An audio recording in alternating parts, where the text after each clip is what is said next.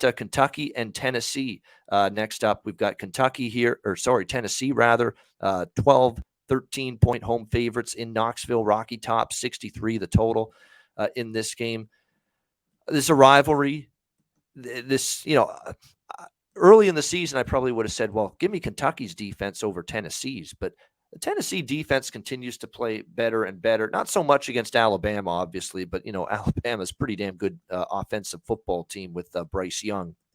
But what was impressive about Tennessee is they ripped apart Alabama defensively. I mean, the receivers getting behind the cornerbacks in the secondary repeatedly.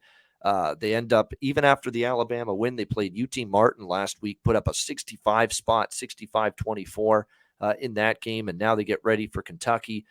You've got Kentucky off a bye. That's significant.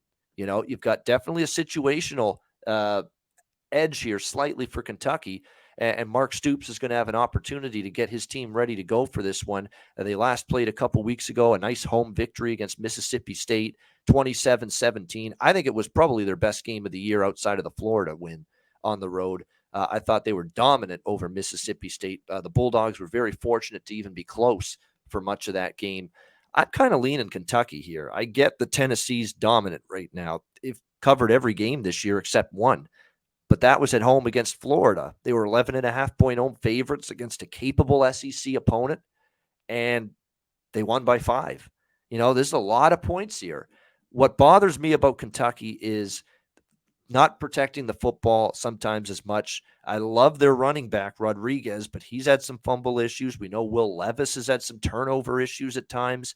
He can be really good and get on a red-hot roll during a game, and then there's times when it's 3-and-out punt, and he's turning it over.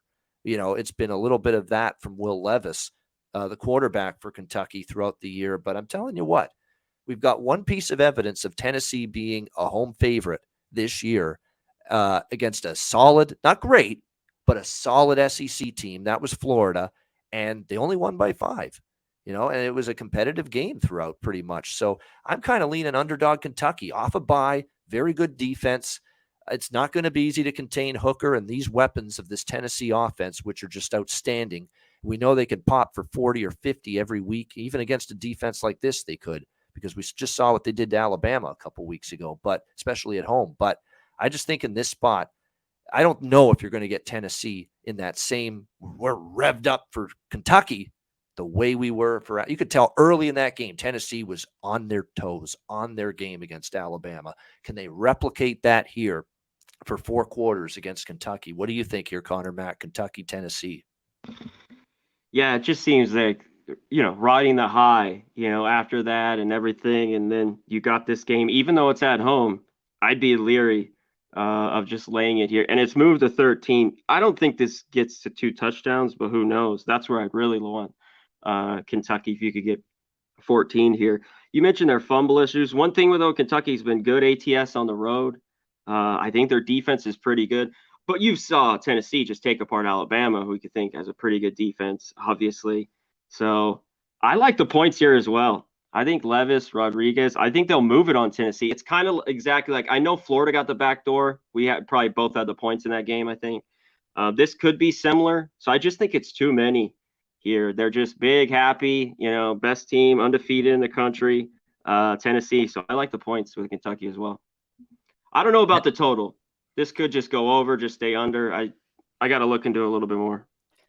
Low 60s in a Tennessee game. I'm not betting under. I'll tell you that right now. I mean, this is actually a lower total for Tennessee in the 60s. It's definitely a higher total for Kentucky. But last year, I want to throw this out too, Conor, because you brought up the total, 45-42 last November in favor of Tennessee in Kentucky, and the teams combined for over 1,000 total yards.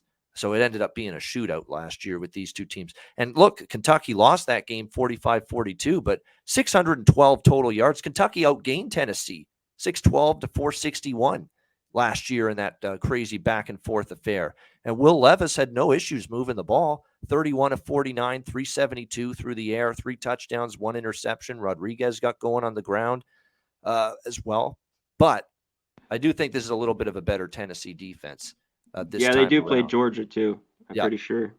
Yeah, definitely. So put in there, I have to check, but Yeah, so it's going to be interesting to see. I'm leaning over, and I'm leaning even more with Kentucky again off that bye week, fresh team, and keep in mind with Tennessee too. This is important to keep in mind for these undefeated teams that now Tennessee's thinking after beating Alabama, we can win the SEC, we can break through and maybe be in the playoff. The noose around your neck gets tighter. Okay, for teams that let's be honest, Tennessee football's not been in this position for a very long time. The pressure's mounting week by week, game by game, in situations like this. So see how they handle it. And sometimes you don't always play your best.